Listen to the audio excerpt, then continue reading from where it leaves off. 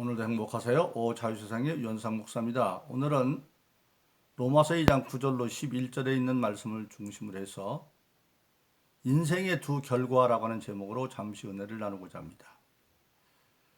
저와 여러분들이 잘 아는 우리나라 속담에 콩 심은 데 콩 나고 팥 심은 데 팥 난다라는 속담이 있습니다. 그것은 행한 대로 결과가 나온다라는 것을 말씀하고 있죠. 그런데 우리가 신앙의 법으로 세상을 살펴보면 역시 마찬가지입니다. 세상에는 많은 사람들이 살고 있지만 그들을 크게 분류하면 오직 둘로 분류가 되어집니다. 오늘 로마서 2장 9절로 10절에 보면 악을 행하는 자와 선을 행하는 자로 구별된다고 하는 사실입니다. 여기서 악을 행하는 자는 하나님을 거스려 사는 자가 악을 행하는 자고, 선을 행하는 자는 하나님의 뜻을 쫓아 사는 자가 선을 행하는 자입니다. 그런데 이 선과 악을 선택하는 것은 다 인간 개인의 몫입니다. 왜냐하면 우리 인간에게는 하나님의 형상인 하나님의 인격을 우리에게 주어서 모든 것을 알게 하고 깨닫게 하고 권면하지만, 그러나 최종적인 선택은 인간이 하도록 만들어 놨습니다. 그런데 문제는 세상적으로 보면 악이 하나님의 뜻보다 훨씬 더 좋아 보일 게 많기 때문에 사람들은 그쪽을 택합니다. 그래서 많은 사람들이 그쪽 길을 가요.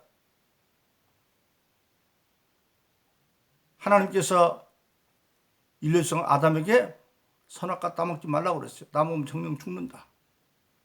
그런데 악한 마귀가 에덴 동산을 뚫고 들어와서 아담의 아내에게 하나님은 따먹으면 죽는다 그러는데 따먹으라 안 죽는다. 그리고 네가 하나님처럼 지혜로워진다. 하나님의 말씀이 훨씬 더 듣기 좋으니까. 그런데 사실은 그건 거짓말이죠. 거기에 속아서 따먹고 인류가 망하는 데로 가는 겁니다. 항상 악을 행하는 악한 마귀들이 나는 마귀다 하고 나오면 경계하는데, 고린도서에 보면 악한 사단들도 광명한 처소를 위장해서 나타나요. 그걸 속는 거예요. 그게 좋아 보이는 거예요. 그래서 악을 택해서 필경은 망하는 자가 됩니다. 그래서 오늘 본문에 보면 악을 행하는 자의 결과는 환난과 곤고고, 선을 행하는 자는 영광과 존귀와 평강을 얻게 된다, 그렇게 말씀하고 있습니다. 그래서 우리 모든 신앙인은 항상 선택의 기로에 있습니다. 하나님께서 모세에게 10계명을 주고 난 뒤에 신명기 27장에 이르면 모세를 통해서 하나님 말씀하십니다.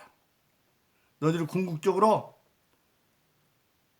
아브라함과 이삭과 야곱이 약속한 적과 끓는 땅 가나안 땅에 들어가면 너희들은 반드시 에발의 산중과 그리심산에 이르러서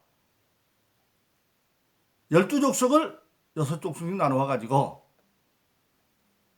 하나는 에발산 쪽에 하나는 그리심산에 세우고 이 10계명으로 선포하라. 즉 이 하나님의 법도를 따라가는 자에게는 그리심산의 길을 가는 건데 끝은 축복의 산이 되어지고, 그리고 에발산의 길을 가는 자들은 하나님 뜻을 버리고 자기 뜻대로 가는데 끝은 저주의 산에 이를 것이다. 여러분 생각해 보세요. 처음에는 자기 멋대로 가는 게 얼마나 좋을지 모르겠죠. 그러나 그것은 사망의 길이다, 그렇게 말하고 있습니다. 그래서 두 길이 있어요. 또 시편 1편에 보면 모든 사람들은 하나님이 인정하는 복 있는 사람의 길을, 의인의 길을 가는 사람이 있는가 하면 하나님이 인정하지 않는 악인의 길을 가는 사람이 있다. 복 있는 사람은 하나님이 인정하는 의인의 삶인데 그는 누구냐? 복 있는 사람은 악인의 꾀를 꾀하지 않냐고. 즉 하나님 뜻과 거스리는 어떤 책략도 세우지 않냐고. 죄인의 길에 서지 아니하고 책략을 세워서 이제 죄로 짓는 게 죄인의 길이죠. 오만한 자리에 앉지 아니하고 오직 여호와의 율법을 즐거워하여 주야로 묵상하는 자로다. 주야로 하나님의 말씀을 묵상하고 그 말씀으로 살아가는 자, 그들은 시냇가에 심은 나무 같아서 시절을 쫓아 가시를 메는데 잎사귀가 마르지 않은 것 같으니 만사가 형통하다. 시냇가에 나무를 심습니다. 나무가 가꿀 때까지는 시간이 걸리고 노력이 걸리지만 일단 그 나무가 자라서 열을 맺기 시작하면 물이 마르져서 잎사귀가 떨어지니까 사시사철 열매가 나온다. 즉 만사형통, 계절에 관계없이 만사형통한 그런 일이 일어난다. 그러나 악인은 그렇지 않으며 오직 바람이 나는 교와 같다. 악인은 뭡니까? 악인의 꾀, 악한 꾀를 세우고 그것을 행해서 죄인의 길에 서고 그 결과로 오만한 자의 자리까지 올라갔어요. 목에 힘잡을 때까지. 그러나 결론은 바람이 나는 교와 같이 날아가면 훅 하나님 부르면 날아가 없어져 버려요. 그래서 그들이 하나님의 회중에 들 수가 없고 하나님이 의인의 길을 인정하신 악인은 인정하지 않는다는 겁니다. 그래서 결론은 의인의 길을 하나님이 인정하는 자는 복 있는 사람이 되어지고 만사가 형통하지만 죄인의 길은 망한다, 그렇게 말하고 있습니다. 그리고 예수님도 마태복음 7장에서 말씀하십니다. 세상에는 두 문이 있다. 좁은 문과 넓은 문이 있는데 세상에 많은 사람들은 넓은 문으로 들어간다. 왜? 그 문이 넓고 편하고 좋으니까. 그런데 그 길은 끝은 사망이다. 너희는 좁은 문으로 들어가라. 좁은 문은 길이 협착해서 들어간 사람이 적지만은 그건 생명의 문이다. 그렇게 말씀하고 있습니다. 바로 그렇습니다. 오늘 본문의 말씀에서는 그것을 인간에게는 악을 행하는 자와 선을 행하는 자가 있는데 궁극적으로 악을 행하는 자는 끝에서 환난과 곤고가 온다. 언뜻 보기에는 그게 좋은 것 같아서 세상을 따라갑니다. 제가 안타까운 건 하나가 바로 그겁니다. 신앙생활 잘하던 장로님들이나 집사님들이 정계에 들어가고 나면 언제부턴가 그들의 신앙이 변질되기 시작을 합니다. 세상이 눈에 커 보여서 마치 예수님이 40일 금식을 마치고 시험하는 자가 천하양목을 보이면서 네가 나에게 절하면 이거 너에게 줄게.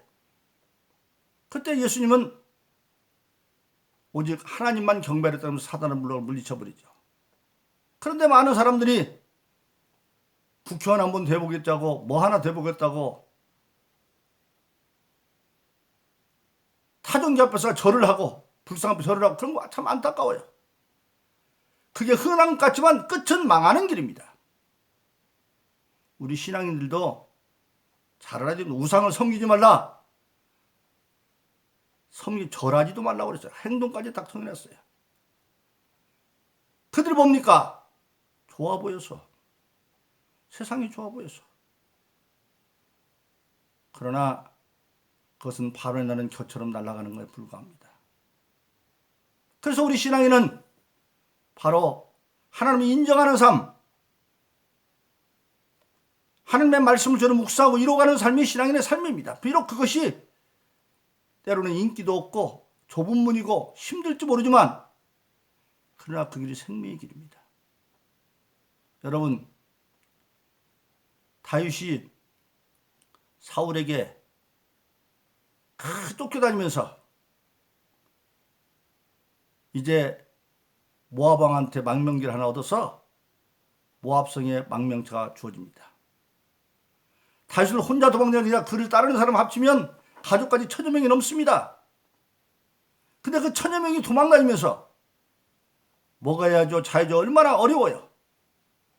그런데 사울 왕은 항상 정병 3,000명 정도를 데리고 다윗을 잡으러 다닙니다. 근데 이제 모압 성에서 망명초를 구웠으니까 아이고 좀 편할 만한데 가시라는 선교사가 죄송합니다. 선지자가 들어와서 말합니다. 여호와께서 여기 있지 말고 유대 땅으로 들어가라고 합니다. 유대 땅에 들어가면 사울이 또 잡아 죽이려고 그래요. 그런데도 다윗은 순종하고 유대 땅으로 들어갑니다.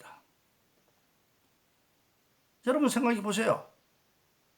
세상적으로 보면 안전한 것을 버리고 더군다나 다윗 혼자가 아니라 거기 자기를 따르는 사람들에게 그 하나님의 절대 믿음을 얘기하면서 그를 설득해서 나가는 그것이 그렇게 쉬운 일 아닙니다. 그런데 다윗은 그 길을 갑니다. 좁고 협착한 길이에요. 그러나 그것이 다윗이 장차 통일왕조 왕이 되는 길이고, 그럼 하나님이 왜 그런 길을 주느냐? 하나님이 함께하는 자는 세상에 어쩌지 못한다는 것을 경험시켜주는 겁니다. 바로 그렇습니다. 저도 부족하지만 20살 때 헌신에 대한 20살 때 예수님 영접하고 그 엄청난 은사들이 나타나고 고등학교 3학년 학생 축구선수가 정신병자에 부모도 알아 못하고 칼부림 하는데 안수하면서 그가 낫고 그 주위에서 신학가라고 그렇게 했지만 우리 아버님이 정치하시다가 비명에 가셨거든요. 그걸 해보겠다고 16년 동안이나 세상에 있다가 마지막 신학 갈 때 결정한 사업 2개 다 부도나고 어려운 몸으로 갔습니다. 그 어려움 가운데 시작이 됐어요. 엄청난 빚과 받은 것.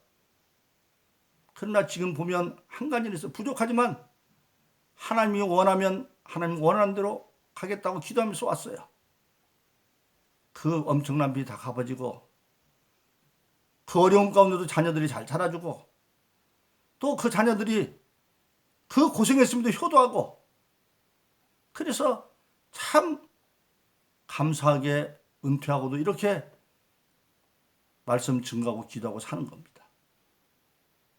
하나님 은혜를 주셔서 제가 2016년 6월 13일에 은퇴했는데 그 전에 한 달 전에 이미 기도처를 만들어 놓고 그 다음날부터 거기서 새벽 기도를 하고 계속 현역처럼 합니다. 근데 그게 기쁨이에요. 행복이에요. 좁고 협착한 길 같지만 그것이 행복의 길입니다. 얼마나 감사한 일이에요. 세상 사람들은 안 가려고 그래요. 그러나 그 길이 참 생명의 길이고 행복한 길입니다. 그래서 오늘 저와 여러분들 예수 믿는 모든 사람들은 하나님의 기쁜 뜻을 향해서 가는 것이 신앙의 목적입니다. 인생의 두 결과, 세상을 쫓아가는 자는 결국은 환난과 공고로 끝나고 하나님의 뜻을 쫓아 사는 자는 영광과 존귀와 평강을 얻는다. 오늘 본문 말씀 말하고 있어요. 오늘 예수 믿는 모든 저와 여러분들의 궁극적인 신앙의 목적은 예수님이 주기름 첫 번째 가르쳐주는 하늘에 계신 우리 아버지여, 하나님의 하늘에 계신 우리 아버지입니다. 이름이 거룩히 여김을 받으시오며 나라의 마옵시며 그 하나님이 주관자로 나라 임하셔 뜻이 하늘에서 이룬 것 같이 땅에서도 이루어지이다. 하늘에서 이룬 뜻을 나의 믿음을 통해서 땅에 이루는 것, 즉 이 땅에서 하나님의 뜻을 이루는 것이 우리 신앙인의 궁극적인 삶의 목적입니다. 그 하나님의 뜻을 이루라고 하나님 우리에게 성령을 주셨습니다. 그래서 믿고 거듭난 자에게는 다 성령이 선물로 주어져 있습니다. 물론 교회만 다닌다고 성령 받은 건 아니죠. 지금 성서적으로 보면 부르심 받은 많지만 택함 받은 적어요. 단순 수치로 보면 교회에 등록한 사람들 가운데 반절 이상이 성령 못 받은 사람이에요. 부르심 받아 택한 자가 적으니까. 정말 성령 받은 자들은 입이 아니라 마음으로부터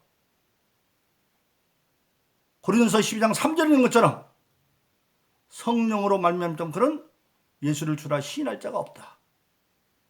입이 아니라 마음속으로부터 로마서 10장 10절에 있는 마음으로 믿어 의에 이르고 입으로 제 구원에 이르느니라. 그런 성령 받은 자들은 사도행전 2장 38절 되는 것처럼 너희가 각각 회개하여 예수님을 세례를 받고 주의 사함을 얻어 그러면 성령을 선물로 받을 것이다. 성령 받은 자에게는 다 권능을 받아서 사도행전 1장 8절 되는 것처럼 성령을 받으면 권능을 받고 예루살렘, 유다, 사마리아 땅 끝 내 증인이 될 것이다. 그래서 하나님의 선한 뜻을 이루기 위해서 성령을 주셨고, 고린도서 2장 10절 11절에 보면 그 성령은 하나님의 선한 뜻까지 모든 걸 통달되어 있고, 그 뜻을 이루고자 할 때에 악한 마귀가 방해하겠죠.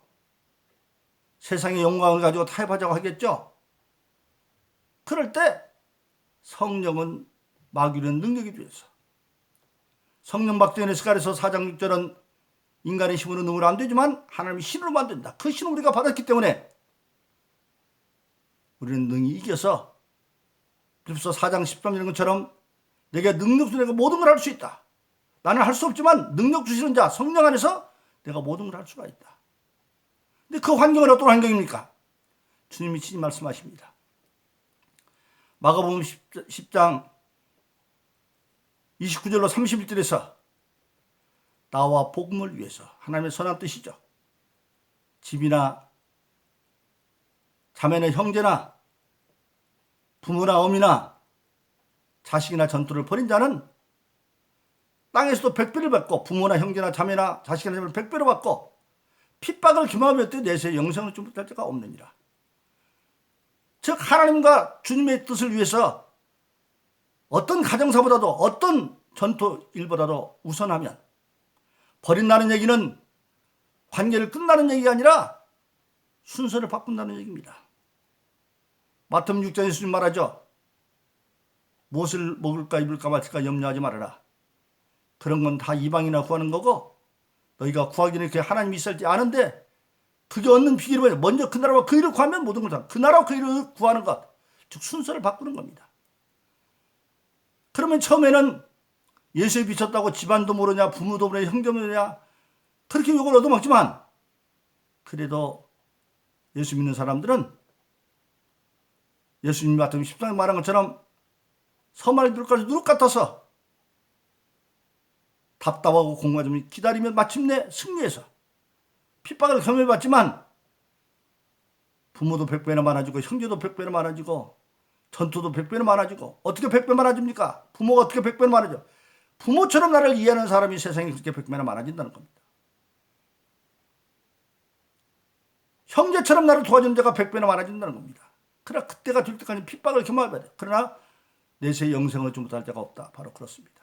그래서 저와 여러분들은 지금 인생의 두 결과, 오늘 본문에 있는 것처럼 하나님의 뜻을 이루어 선한 길을 가는 자는 비록 좁고 협착해서 핍박이 있을지도 모르지만 결과적으로는 영광과 존귀와 평강을 얻고, 그리고 땅에서만 그렇게 축복받는 자가 되는 것이 아니라 마침내 우리가 구원받는 하늘나라에서도, 계시록 3장 21절은 주님 말합니다. 이기는 자에게는 아버지가 나를 보좌한 것처럼 너희도 나의 보좌에 앉게 해주겠다. 하늘 보좌에 앉는 그런 영광된 참 승자 되기를 예수 이름으로 축원합니다. 오늘도 행복하세요. 자유세상의 유현상 목사였습니다. 감사합니다.